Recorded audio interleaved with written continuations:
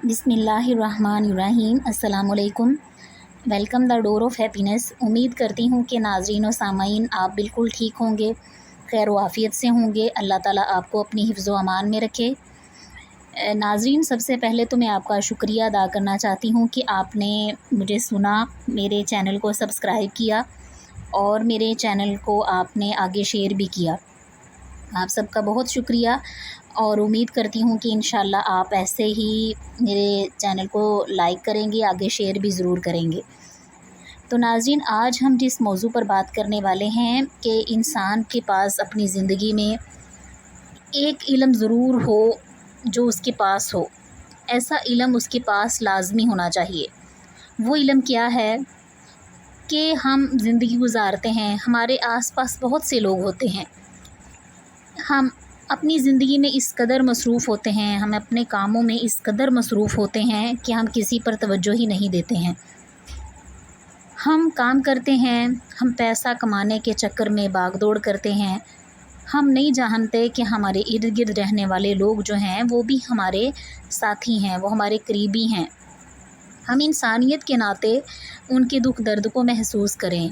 अगर हम महसूस करेंगे तो ही हम उनकी मदद कर सकेंगे, लेकिन हम महसूस नहीं करते हैं।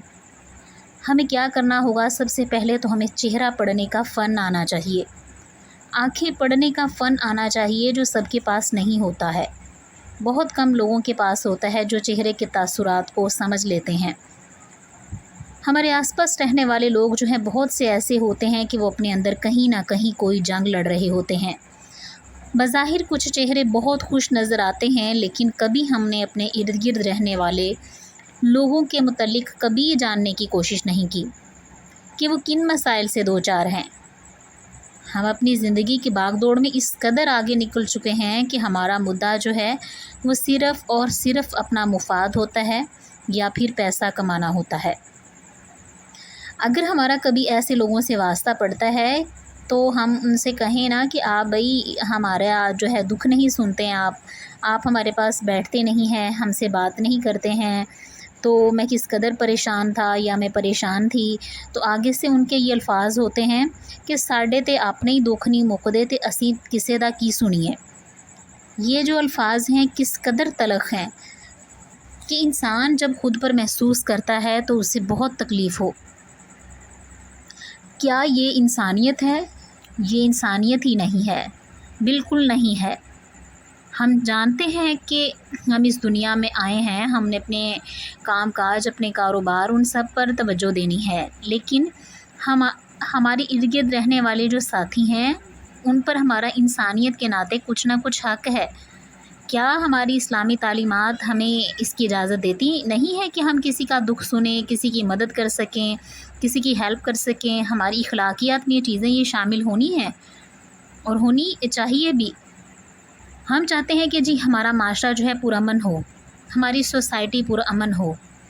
ऐसे पुरअमन माशरा नहीं बनता, ऐसे मोहब्बतें नहीं बढ़ती हैं, ऐसे इत्तेहाद, ऐसे यूनिटी पैदा नहीं होती है। हमें अपने अंदर इंसानियत को बेदार करना होगा, अपना सोया हुआ ज़मीर जगाना होगा। हमें इंसानों के दुख दर्द तकालीफ़ को समझना होगा, तभी हम एक अच्छे इंसान बन सकते हैं। हमारी अच्छाई का अगर लोग हमको कुछ फ़ायदा नहीं देते तो कोई बात नहीं, वो नेकी जो बग़ैर ग़रज़ के की जाए उसमें सिले की तमन्ना नहीं रहती है। अजर की तमन्ना जो होती है वो सिर्फ़ और सिर्फ़ एक ज़ात से रखनी चाहिए और वो है रब्बुल आलमीन की ज़ात।